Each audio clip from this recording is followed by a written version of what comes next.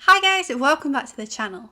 We've seen these people everywhere. People that have those flashy status symbol items that scream, I'm rich. But here's the kicker, real wealthy people aren't impressed. In fact, those luxury, so-called comfortable items that people are plastering over their social medias and in front of everyone actually scream trying too hard rather than I have money. In this video, I'm going to share 6 of those luxury items so you can make sure you avoid the mistake that those other people haven't. Number 1, social media show off. As I said, I'm sure there are numerous people that you see while scrolling your social media feed who seem to live the absolute most extravagant and best lives. They're buying all of these luxurious things, traveling to all these luxurious places, spending crazy amounts of money on a regular basis, and sharing it with the world. As an outsider, you might think, oh wow, they have the most amazing life and they're doing all these amazing things. What am I doing with my life? But in fact, most of the time it's bravado and showing off. Someone that actually has wealth and real money generally will be quite private in their lives and value their privacy. They won't be showcasing on social media all of the ins and outs of their lives. They will instead be living their lives rather than recording and posting up onto Instagram or Facebook or TikTok. These people that are posting and showing off on social media on a regular basis are often looking for self-validation. They are wanting people to be liking and commenting on their posts, making them feel good, and then they continue to show more and more of their amazing life. When in reality, they probably live a very average, normal life, and they are just showing you a tiny piece of it and the best bits that they want you to see. The things that people post on these platforms are literally screen deep. They don't mean anything, and it doesn't mean that they have a better life than you. Number 2, logo overkill. Just because something has a logo on it doesn't make it expensive.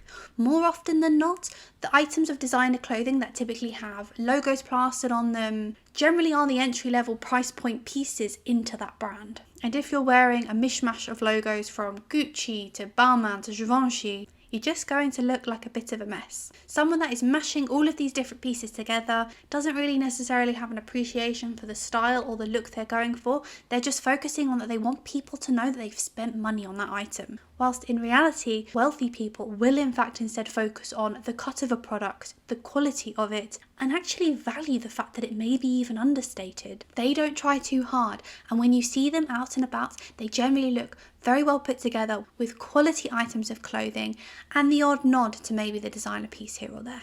Credit card couture. When making purchases online these days, it's very easy to pay for things utilising credit. Whether that's from PayPal or Klarna, credit is incredibly accessible to everyone. Yes, even wealthy people utilise credit, but what they don't utilise it for is to purchase luxury items. If someone is purchasing luxury items on credit, this indicates poor financial management. For example, myself, if I'm not able to purchase something that I want 3 times over, then I can't afford it and I do not purchase it. It is always important to be rigorous with those sorts of purchases. They are wants, they are not needs. More often than not, when you are purchasing these types of items via credit, it will be a very high interest rate. Let's break an example down. So let's say you have purchased an item that is $1,000 in value. You've been able to secure an interest loan of 18% and you plan to repay that loan over a 12-month period. So you need to be paying $95 per month in order to meet that goal of paying it off within that 12-month period. Of course, as I said, you would be incurring interest over that loan, and during that period, you would have accrued $89 of interest that you need to pay back. That's almost an additional month's worth of payments. Although it's not necessarily a huge amount of money in the grand scheme of things, it is about 9% of the overall value, and that $89 could have been put into better use, whether that's investing in yourself, professionally, personally, investing into an ISA or an index fund. Instead, you've lost money that you decided to purchase of that luxury item which you couldn't really afford. It's also very easy once you start making one purchase via credit to make another and another and another, and before you know it, you've increased your financial burden and you may be putting yourself in a vulnerable position to pay these loans.